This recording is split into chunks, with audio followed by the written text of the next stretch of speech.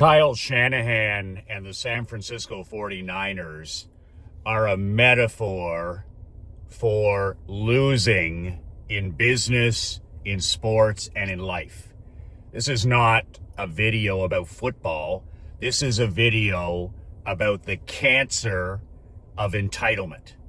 Michael McLean, brassballsvideos.com. I am an ex-professional hockey coach, ex-amateur championship hockey coach turned 8-figure entrepreneur. You can download a free copy of my brand new book, Unfuckwithable. 5 ways you can unfuck your life in the next 30 days. The link is below, brassballsvideos.com. It's a simple 22-page PDF, my New Year's gift to you. Just a word of warning about that book for the cupcakes and snowflakes out there. This book is for champions, not for chumps, for winners, not for whiners. If winning isn't your sport, spend your time and money on milk and cookies. You'll be happier.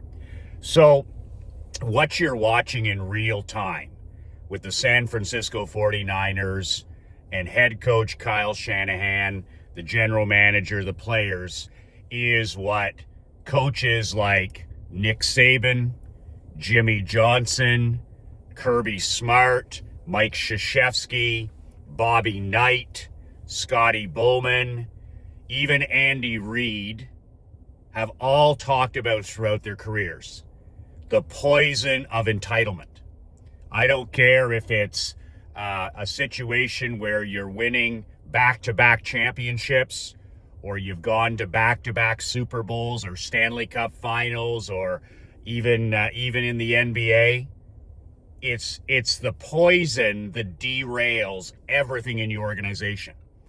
And I've gone through the poison of entitlement in all of my companies, all of my businesses, all of my hockey teams.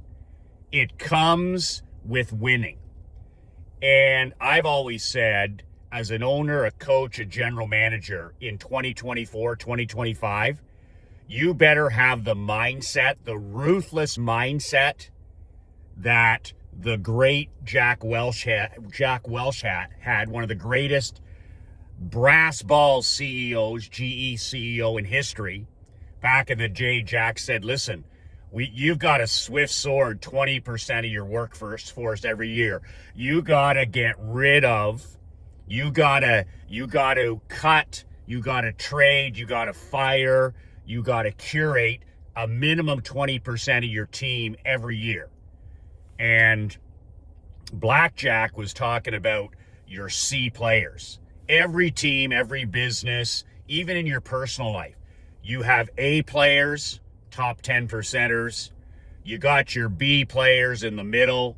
Those are, players that are a little above average. Some of them can be kicked up to A players. And then at the bottom 30% now in 2024, 2025, your C players, they just kick the shit out of your team. They just kick the shit out of your business, and they just kick the shit out of your personal life. And if you don't have the brass balls, the mental brass balls, to cut the rope with these C players every damn year, you're going to go through what Kyle Shanahan and the 49ers are going through. What's happening with that team is not new. It's not uncommon. When a team goes to the finals a year or two in a row, those are long grinds. Those are long grinds to get to the Super Bowl. And you see it in hockey, you see it in football, and that's why it's so important that you win. You get to the Stanley Cup final, you better fucking well win, because your chances of getting back more than once, more than twice, you're playing 112, 113 games per year. I've talked to NHL coaches. My friend and client, Claude Julien, when he took the Bruins, the Boston Bruins, to the Stanley Cup, won a championship for the city of Boston in 2011, he said, Michael, we played 113 games in exhibition, regular season, in playoffs, Game 7, won the Stanley Cup. He goes, we got nothing left. We got nothing left. And this was in training camp. They started the next season as Stanley Cup champions. They started the next season 0-7 to start the year. some of these dumb dingbats and nitwits in the media were calling for Claude's job when he was 0-7. He goes, we got nothing left in the tank. These media guys, they don't know the difference between a puck and a football, but they don't mind sitting down at their keyboards and talking about coaching changes. So in San Francisco, it's no different than your business. They got to curate 30% of these guys the hell out of there. Guys that, holding out, guys where the number one thing is no longer the number one thing. That's a big thing in pro sport, right? When the podcasts and the television advertisements and the girlfriends and, social media, when all this stuff becomes the number one thing, instead of catching the ball, instead of, being, in the weight room, in the video room, when the number one thing isn't the number one thing anymore, you got to get rid of those guys. I don't care who they are. You got to get rid of those guys. See, the great thing about the Tom Bradys of the world, the Michael Jordans, the Patrick Mahomes, these guys, the number one thing was always the number one thing. It was Kobe. It was always the number one thing. Golfing wasn't the number one thing. Drinking with the guys after games wasn't the number one thing. It was basketball and it was family. Jordan, it was basketball and it was family. Tom Brady, it was football and family. Mahomes, it's football and family. And all these other distractions and all this other noise, it's not the number one thing. So in San Francisco, you've got the poison of entitlement. No different than the poison of entitlement I had in all my companies, especially when you have massive, massive success. And I was watching the Detroit game for a few minutes, the Detroit-Buffalo game last weekend, and I'm like, because I picked Detroit to win the Super Bowl this year. Before the regular season started, everybody laughed at me. Everybody said, no way. Everybody's picking, of course, the easy picks. And I'm like, with Dan Campbell, balls to the wall, Detroit's got a real shot of getting to the Super Bowl and winning the Super Bowl for those long-suffering fans in Detroit. So they were my pick, an unpopular pick. So I'm sitting there, I'm watching this game for a few minutes, and I'm like, it wouldn't be the worst thing in the world if Detroit lost this game to Buffalo. It doesn't mean a hell of a lot. It's the regular season. The regular season in any pro sport is a dress rehearsal. Don't fool yourself. Playing on the road doesn't matter anymore. Sure, there's a little bit of advantage if you're a cupcake team like Miami, playing in Buffalo, but those teams aren't, the Miami, they're not serious teams. They're not serious organizations, so that doesn't matter. But whether the game is played in Buffalo or Detroit or Kansas City, it's a small edge at best. In fact, on the road, in my last few years of coaching, I noticed that my athletes were more dialed in on the road. And that's the massive distractions that we have now, with girlfriends and tickets and people at home and all this other stuff. When you're playing on the road and your guys are staying in the hotel, you got everybody under one roof, guys are dialed in. So I don't see home ice or home field or home court as a huge advantage anymore. So Detroit loses that game. I think it's a great thing. I want to break up that 10-game winning streak. I hate streaks like that in the regular season where you go on a massive winning streak and then finally you lose and it's in the playoffs. Or the next time you play Buffalo, you want to have that chip on your shoulder. You want to have that underdog role if you can, even though you shouldn't be. You want to have that situation where if you met and if you're going to lose a game, lose it in the regular season. You see this in hockey tournament play or in the Olympics. If you're going to lose a game, lose it in the round robin when it doesn't matter. You're going to play the Americans again. You're going to play the Canadians again. If you're going to lose a game, lose head-to-head in the regular season. And as a coach, it gives you something to work with. Like, I would have liked to seen Detroit lose by a hell of a lot more. The fact that game was close, I was like, man, give Dan Campbell and his staff something to work with. And I mean, he made a big mistake there with the onside kick.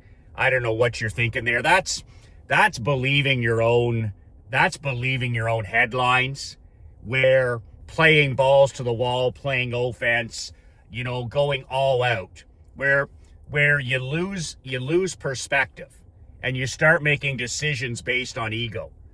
So you got to kick that ball deep. You got to make Buffalo come to the whole field and beat you. And if they can do it, you tip your hat to them. But you can't believe your own headlines. But it worked because Detroit lost. And now they got a little bit of stuff to work with. You want your players on edge. You want your players pissed off. You want your players hungry. You don't want the entitlement that Saban talked about, that Kirby's talked about, that any of these great coaches talk about, especially after you've won too much. And I'll never forget, I had my second year coaching my Perth Blue Wings franchise hockey team. And man, we set every regular season record there was. We started the season like 15-0, and we set an all-time 90-year record for 42 wins and 4 losses. That's too much winning. And it's all my fault, and it's my responsibility, where I should have developed the entire team. And when I saw little pieces of entitlement, I should have cut those fuckers' asses. I should have traded more guys. I should have curated more of these guys out of there. We had entitlement from going to the finals the year before. Guys returned for their final year thinking they were better than they were. They thought they didn't have to work as hard. They didn't train as hard in the summer. I should have got rid of those guys. Those were my bottom 20, 30% that Jack Welch talked about. They should have been gone. And I flinched as a coach, and we lost in the first round. We lost in the first round after a all-time 90-year record. In other words, we think we're going to the finals. We think we're going to win a championship, but we didn't put in the work. Entitlement is rat poison. It's rat poison in your business. It's rat poison in your life, your personal life. It's rat poison when you think you're better than you are, and you believe your headlines, and you believe you don't have to work at it every day. That's ultimate entitlement. And I saw it in my insurance agency and my barber shop. It's just part of winning. When you smell entitlement as leader, you got to cut that cancer out of your team. When you see it in your personal life, you get a little bit lazy, you start cutting corners, you're not showing up consistently in your own life, whether it's going to the gym or drinking water or dating your wife or writing emails, whatever it is, you got to give yourself a swift kick in the ass and say, this is not the standard. This is not going to be tolerated. Because that's how losing takes shape into a culture. Like, look at that mess in New England with the Patriots. Like, you can win as much as you want, but when you lose your leaders and you really believe that you're better than you are, then it's not long until that championship culture is gone. So I get asked all the time, like, people will say to me, Michael, what did you do? What did you do to go from 5 to 6 to 7 to 8 figures in business? Like, what did you do to go from broke to wealthy in business? Like, what did you do to build your badass empire? And I always tell the men I deal with, it's not what I did over the last 22 years. It's what I chose not to do. I'm going to say that again. It's not what I chose to do. It's what I chose not to do. And I'm hosting a live anti-goal setting mastermind coming up this Wednesday, December 18th. You can sign up below and pay whatever you want to attend. Price is not an issue. You can pay $1, you can pay $1,000 or anywhere in between. I couldn't give a shit. It's this Wednesday at 10:59 a.m. I call it anti-goal setting because I turned my life around over the last 22 years when I stopped setting goals to add things to my life. I'm going to do this. I'm going to do this. I'm going to do this. I'm going to take massive action. That was just losing to me. When I transformed my life and my business, I started focusing on, okay, this year I'm going to stop doing this. This January, I'm going to stop doing that. I'm going to stop doing that. And to me, resolutions, which don't work, and goals, which ordinary goal setting doesn't work. You need to transform and do the exact opposite and say to yourself, heading into a new year, what am I going to stop doing? What am I prepared to stop doing that's going to transform my life? Are you prepared to stop drinking alcohol? Are you prepared to stop eating foods that make you old and tired? Are you prepared to stop and put your phone away in a lockbox at 6 p.m. every night and never touch it till the next day? Are you prepared to stop staying up till midnight every night, scrolling your life away, and start to get a consistent sleep? Sleep is the number one hack when it comes to mental health and physical health. You dial in your sleep, you dial in your life. Are you prepared to stop spending time with punch-drunk tomato cans who no longer belong in your life? They're losers, not winners. Are you prepared to write one email a day? Are you prepared to start reading 5 pages of a book every morning? Are you prepared to start drinking water and getting rid of the soda and the pop? What are you prepared to stop doing? This is the secret. Michael, what did you do? It wasn't what I did. It's what I didn't do. It's what I stopped doing. All those things I just talked about. I stopped anti-social media. I stopped participating in politics. I stopped listening to the news. I stopped hanging around toxic people. That's what moves the needle in the real world, is saying no to things that no longer belong in your life. So as you head into a brand new year, what the hell are you willing to stop doing to achieve the goals and dreams you say you want? It's about doing less. It's not about doing more. It's about doing less. I used to pile on all the things I was going to do, and I ended up frustrated. I ended up angry. I ended up stressed. And for the last 22 years, it's been about, okay, what am I going to stop doing this year? How am I going to do even less? What are all the things I'm going to say no to? And those are my resolutions. Those are my goals. I don't add anything. I subtract. You want to build a championship life and a championship business? Fucking subtract things. Get that in your mind. Fucking subtract things. Guys like Tony Robbins, they want you to add this and add that and add this, and 2 weeks into the new year, you're dusted. You can't do it anymore. You feel like a failure. Stop adding things, and in 2025, start subtracting. I don't need this person in my life anymore. I don't need the news. I don't need politics. I don't need booze. I don't need drugs. I don't need porn. I don't need toxic foods. I don't need to piss away hours every day following pro sports. I don't need this. Subtraction is the secret. Subtraction. That's what Kyle Shanahan has to do. That's what the general manager has to do. When you have a losing season, subtract.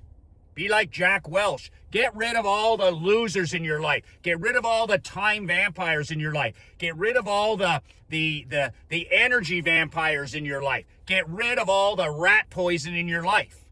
Say no and get rid of these people. Get rid of the C players in your business, the C players in your personal life, and see what happens. And this is what I'm going to teach this Wednesday. And you'd be one dumb bunny not to be on this training, because it's almost free. The link is below, nobsnewyear.com. Is anything going to be different for you this year? Or are you just going to do the Tony Robbins stuff and add more things? Are you going to let entitlement into your life? Are you going to be the 49ers? Are you going to be the Cowboys? Are you going to be a business that the poison of entitlement there is because you just keep adding things? You keep bending the knee? You keep getting busier? Or are you going to do what I teach, which is saying no to almost everything? Vitamin N, no to almost everything. That sounds great, but no. That sounds great, but no. That sounds great, but no. Vitamin N all day long. So my masterclass is this Wednesday, December 18th, okay? The link is below. You can pay $1, you can pay $100, you can pay $1,000. Whatever you pay, it guarantees your seat. 2 hours, 2-hour investment in your family, your marriage, your health, and your business. But I'm going to show you what not to do. I'm going to show you how to make 2025 about subtraction. I'm going to show you how to make 2025 the most peaceful and simplistic year of your life. If you're dragging your ass into this new year and you're tired and you're fatigued and you're in a rut and you feel like you're in a slump, no fucking shit. You're trying to do everything and you're not doing anything. This multitasking, that's the behavior of the poor. You know what multitasking is? Multitasking is doing a whole bunch of things and none of them well. It's time to dial it in and stop doing all of these things and focusing on, okay, what am I no longer willing to do? And see how that works for you in the new year. It changed my entire life. It changed my entire business. Not what did I do? What did I not do? Anti-goal setting mastermind. The link is below. Pay whatever the hell you want. I've made it affordable for anybody. Don't use the excuse you can't afford it or you can't be there. There's going to be a recording. Don't make an excuse. Tell your lies to your wife. Don't tell them to me. No BS New Year's, newyear.com below. I look forward to sharing my very contrarian, my very renegade, my very badass approach to goal setting this Wednesday. 2 words that changed my life and 2 words that can change yours. Be relentless.